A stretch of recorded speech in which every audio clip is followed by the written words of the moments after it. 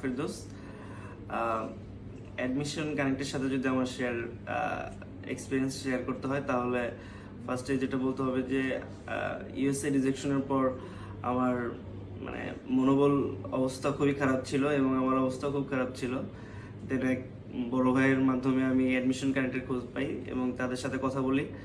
কথা বলার সাথে কাউন্সিলরদের সাথে কথা বলার পর আমার কাছে মনে হয় যে এদের মাধ্যমে যদি তাদের মাধ্যমে যদি আমি ফাইল প্রসেসিং করাই তাহলে আমার জন্য খুব বেটার হবে। দেন শুরু করে দিই। দুটো ইউনিভার্সিটিতে আমি অ্যাপ্লিকেশন করার পর উইদিন 20 ডেজের মধ্যে আমার অফার লেটার আসে। অফার লেটার আসার পর আমি টিউশন ফি ডিপোজিট করার পর আমি ভার্সিটির যা রিকোয়ারমেন্ট এইগুলো ফুলফিল করি। Most of the important thing that is মানে অ্যাডমিশন কারেন্টের সাথে কাজ করে আমার খুব ভালো লাগছে পার্সোনালি। এখানে প্রত্যেকটা এমপ্লয়ি এবং প্রত্যেকটা কাউন্সিলর খুবই হেল্পফুল ছিল। তাদেরকে আমি যতই ডিস্টার্ব করি না কেন তারা আমার কোনো কাজে বিরক্ত না হয়ে অল টাইম আপডেটেড ছিল।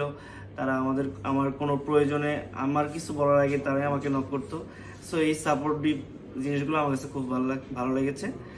আর আমি অবশ্যই রিকমেন্ড করব আমার কাছের বন্ধু বান্ধব এবং আশেপাশে যারা ভিডিও দেখতেছেন ভিউয়ার্স, তারা অবশ্যই অ্যাডমিশন কানেক্টের সাথে আপনারা কথা বলতে পারেন। আই থিঙ্ক আপনাদেরকে হতাশ করবে না এবং আপনাদের খুব ভালো লাগবে। আর এই হলো আমার ভিসা। আমি যাচ্ছি 4 সেপ্টেম্বর কানাডাতে। চাই আপনারা খুব শীঘ্রই কানাডাতে আসুন। Thank you.